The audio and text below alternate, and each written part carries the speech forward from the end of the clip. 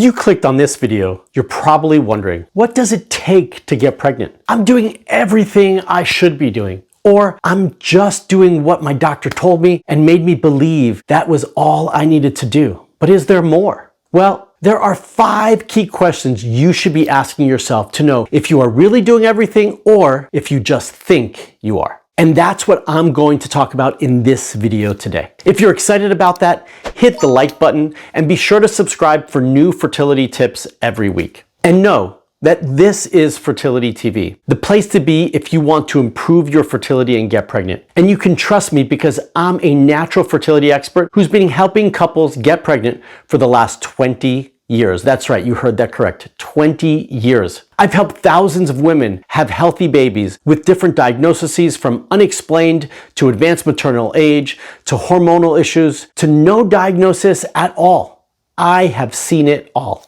So if you're serious about becoming a mom and want to have a personalized fertility plan that can help you get to the root cause of what's getting in the way of your pregnancy and fix it, more importantly, there is a link below this video so you can fill out an application to speak to someone on my team so we can guide you to the best next step on your fertility journey and see if we are a great fit to work together. So in today's video, we're going to talk about these 5 things. Testing, the right match for you, the basics, like really the basics, sexual positions, I know that piques your interest, and home therapies. So these are the 5 things you need to ask yourself to know if you are truly doing everything you can to get pregnant, and if you're not, what you can start to do now. Okay, so what better place to start with than number 1, testing. So I'm going to be talking about many different tests, and I'm going to be sharing an image on the screen. Don't go crazy writing everything down as much as you want to. Don't worry about it. I've got you covered. I have the complete list for you ready to be downloaded. It's actually a free guide. So go grab that guide down below at marksklar.com/fertility guide. The link is in the description below as well to get the basic list and the advanced testing list that I suggest to all the members on my online fertility program. And actually that guide gives you so much more, but we're talking about testing in this step, so that's why I'm talking about it here. So you can grab that down below if you'd like. Here are what I believe that you've done. So these are the tests that I believe you've done and what I think you really need to have done if you haven't had those done yet. So I believe that what you've had done are some basic foundational tests. You've probably had FSH, you've probably had AMH, estradiol, maybe you've had TSH done, and maybe vitamin D. In most cases, that's probably about it. But most of us need a lot more than that. We actually need all of our hormones tested. So in addition to the hormones I just mentioned, we want to make sure that your testosterone is checked, that your DHEA is checked, because many of you want to take DHEA, but you don't know if you should. We also want to make sure if your prolactin's been checked. And I did mention thyroid before, and I want to make sure that you've had all your thyroid hormones done. I want to check your blood sugar. I want to check your cholesterol levels. I want to check your progesterone. Has your progesterone been checked at the right time of the cycle? So these are all what I would call mandatory tests that many of you probably haven't had, okay? Aside from that, I would love for all of you to do what is called a Dutch test,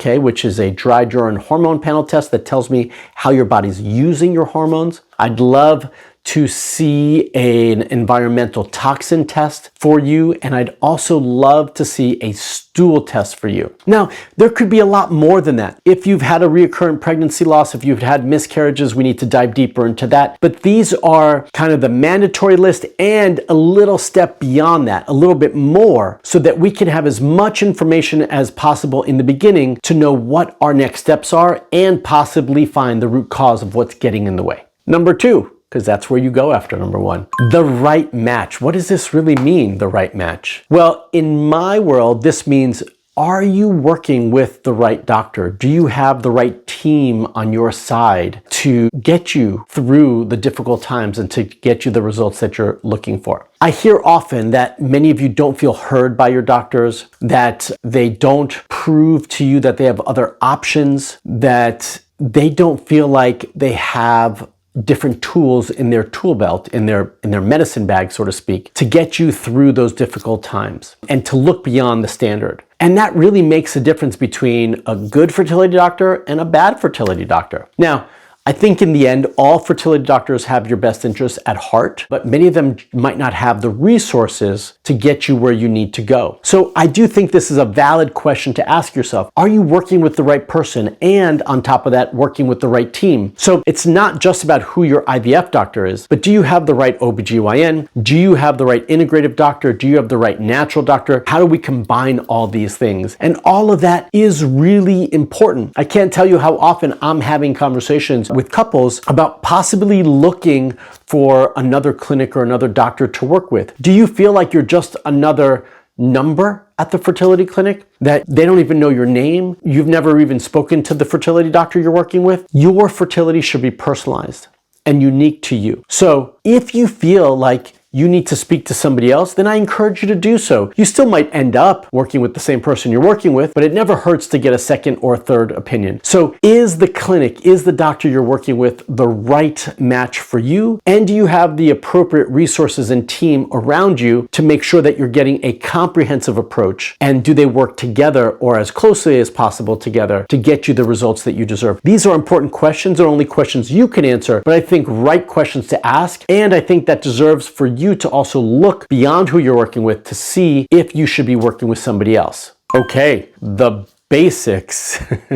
Yes, you might say to yourself, why do we need to even cover the basics? Because I've been trying for a while. Well, I can't tell you how often those of you who have been trying for a while actually have missed the basics and don't really know some of the key information you need that may be the key that opens the door to your pregnancy. So I'm going to ask a series of questions, and hopefully you know the answers to these, but these should be things that you're digging into if you don't. So having sex on the right day of your cycle or days of your cycle, are you timing it appropriately? Do you know when you ovulate so that you can actually time intercourse appropriately? And are you having it enough times and spread out in the right time and interval during that window? Is your partner's sperm healthy and okay? Has that been tested? And do you have that answer? Are you eating the right diet for your fertility condition? That's right. There are specific diets based on specific conditions or diagnoses that we need to take into account. Now, I'm not saying there's a different diet for each one of those things, but there is no one size fits all when it comes to diet. And are you eating appropriately for your specific needs? Do you have a personalized supplement plan or protocol? Do you review it and change it regularly based on your lab results? And on that note, do you check your lab results regularly to see if you're seeing progress based on what you're doing and the things that you're taking? These are all essential for what you need on your fertility journey. Are you exercising appropriately and regularly enough? How many hours a night do you sleep? And how restful is that sleep? And what are you doing to manage your stress? Do you have a lot of stress? And how are you managing it? This is something key and something that I hear all the time. Additionally, are you doing the things that you love to do every day? I know this one seems funny and interesting, but the reality is most of us are not. So I want to bring you back to those basics. Get back to doing the things that you love to do and that you're not doing because you're not making the time for it. That's right. Do you feel supported? How often do you talk with your spouse and friends about what you are going through? And is it too much or too little? And are you talking to people who are actually going through the same thing you are? And do you feel supported by them? How toxic is your home environment, your work environment, your outside environment? How healthy are your beauty products and your kitchen supplies and your kitchen products and your household products? These are all basic questions that really deserve time for you to dig deeper into and not only answer, but improve upon. Number 4, maybe the one all of you are waiting for. Are you having intercourse in the correct sexual position? I know this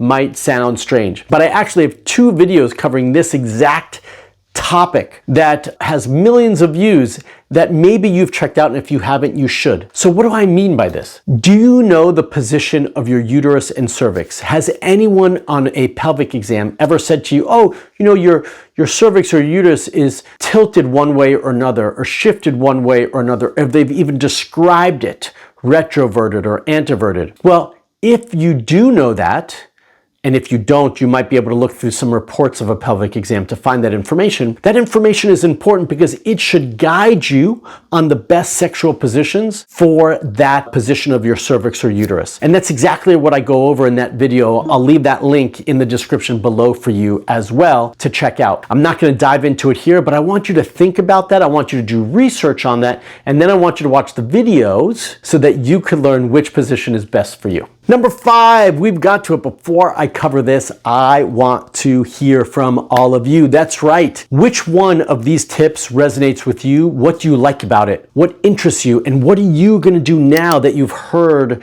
these 5 tips to help you get pregnant moving forward? Put that information in the comments below. And if you have questions about your fertility, you can drop those there as well. So number 5, home therapies. These can be the key to speeding up your progress. I call home therapies, similar to some of these ancient techniques that many of you might have heard about. I call them home therapies because we're going to do them at home. That's right. These are things like abdominal massage, acupressure, vaginal steams, castrol packs. These are all things that you can do at home that have and can have an impact on your overall health. The key here is understanding which one or ones are appropriate for you, and all of that is going to be based on your root causes. What are the key things that are contributing to your fertility struggles, and what do you need to do to address those things? And that's how we're going to decide which one of these home therapies you're going to incorporate. When I create a personalized plan, these are just some of the basics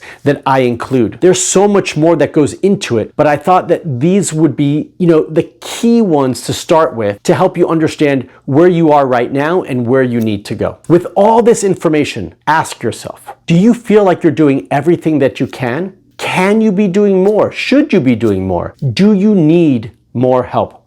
Let's think about your case. How long have you been trying? A month, 6 months, a year, more? Were you told you need to do IVF but really want to do this naturally, but you just don't know how? What actions have you taken? And now that you've heard this, what actions can you take? And what labs have you done? And more importantly, what labs haven't you done that actually need to be incorporated now? If you're serious about getting pregnant and would like to have me as your fertility coach, then I want to invite you to head on over to marksklar.com/discovery call. I'll drop that link in the description below as well, to speak to a real human, a real person on my team, so we can identify if having me as your fertility coach is the right next step for you so that you can achieve the goals that you desire. And now, here are some more success stories to help you grow a little bit more hope and know that it is possible. Until the next video, stay fertile.